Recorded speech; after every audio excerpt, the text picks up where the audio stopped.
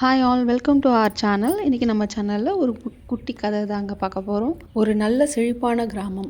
அந்த கிராமத்தில் இருக்கவங்களுக்கு பிரதான வேலை விவசாயம் மட்டும்தான். அதில் ஒரு குடும்பம் பழ வகைகளை பயிரிட்டு விவசாயம் பார்த்துட்டு வராங்க. தர்பூசணி, மெலாம்பழம், கிர்ணிப்பழம், அதுக்கடுத்து காய்களில் புடலங்காய், பீர்க்கங்காய், கத்திரிக்காய் இதெல்லாம் அவங்க பயிரிட்டு விவசாயம் பண்ணிக்கிட்டு இருக்காங்க. அந்த வீட்டில் ஒரு பன்றியும் ஒரு நரியும் கூட இருக்குது. அந்த பன்றி தன்னால் முடிஞ்ச வரைக்கும் வேலைகளை செய்யுது. காய்ந்த சருகுகளை எடுத்துகிட்டு போய் உரக்குழியில் போடுறது, தண்ணீர் பாய்ச்சிக்கிட்டு இருக்கும்போது எல்லா பயிர்களுக்கும் பரவலாக போகிற மாதிரி தன்னுடைய மூக்கை வச்சு வழி ஏற்படுத்தி கொடுக்கும். வீட்டுக்கு போகும்போது எப்போதும் பக்கத்தில் இருக்கிற ஒரு ஓடையில் குளிச்சுட்டு சுத்தமாக வீட்டுக்கு போகும்.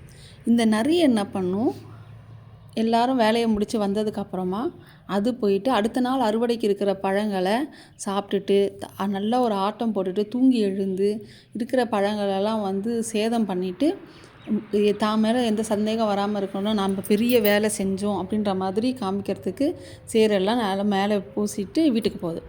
வீட்டில் இருக்கிறவங்க பார்த்துட்டு இந்த நரி எவ்வளோ வேலை செஞ்சுட்டு சேரு சகதியமாக வந்திருக்கு அப்படின்னு நினச்சிக்கிறாங்க.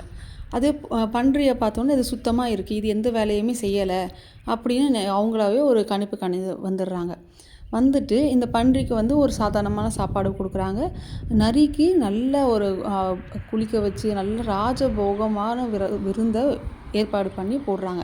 இப்படியே போயிட்டுருக்கு. அந்த வீட்டில் இருக்க ஒருத்தருக்கு மட்டும் ஒரு சந்தேகம் இருக்குது. இது என்னது, இந்த நரி ஒரு வாட்டியும் ஏதோ சேரை மேலே பூசிக்கிட்டு வர மாதிரி இருக்குது, வேலை செய்கிற மாதிரியே தெரியல.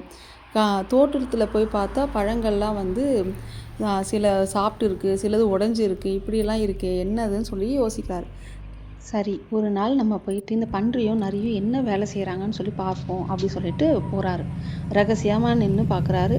பன்றி தன்னுடைய வேலைகளை செஞ்சுட்டு ஓடையில் போய் குளிச்சுட்டு வீட்டுக்கு போகுது. நரி அங்கே இருக்க பழங்களை சாப்பிட்டுட்டு அது எல்லாத்தையும் சேதம் பண்ணிவிட்டு அவர் தூங்கி எழுந்து சேரெல்லாம் மேலே பூசிக்கிட்டு வீட்டுக்கு போகுது.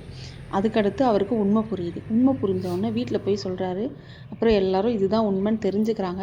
நரியும் பன்றியும் வீட்டுக்கு வந்த உடனே எல்லாரும் நரிக்கிட்ட கேள்வி கேட்குறாங்க. நீ பண்ணுறது தப்பு, அடுத்தவனுடைய உழைப்பை திருடி நீ சாப்பிட்ருக்க, இது ரொம்பவும் தப்பு அப்படி சொல்லி அதுக்கு சொல்கிறாங்க. சொல்லிவிட்டு அதுனுடைய தண்டனை கொடுத்துட்டு நீ இனிமேல் இந்த வீட்டில் இருக்க வேண்டாம் அப்படி சொல்லிவிட்டு அந்த நரியை துரத்தி விட்டுடுறாங்க. பன்றிக்கு நல்ல விருந்து போட்டு அதை நல்லபடியாக பார்த்துக்கிறாங்க. தன்னுடைய வேலைகளை பன்றி பார்த்துக்கிட்டு இருக்கு. இந்த மாதிரி நரி கூட்டங்களுக்கு நடுவில் தாங்க நம்ம வாழ்ந்துக்கிட்டு இருக்கோம். ரொம்ப நாள் அடுத்தவங்களுடைய உழைப்பை திருடி சாப்பிட்டுக்கிட்டு இருக்க முடியாதுன்றதுக்கான உதாரணம் தான் இந்த கதை. கதை பிடிச்சிருந்ததுன்னா மறக்காமல் சேனலை சப்ஸ்கிரைப் பண்ணிக்கோங்க. வீடியோவை உங்கள் ஃப்ரெண்ட்ஸ் அண்ட் ஃபேமிலிக்கு ஷேர் பண்ணுங்கள், லைக் பண்ணுங்கள். எந்த ஒரு கருத்தாக இருந்தாலும் கமெண்ட்டில் சொல்லுங்கள். Thank you friends.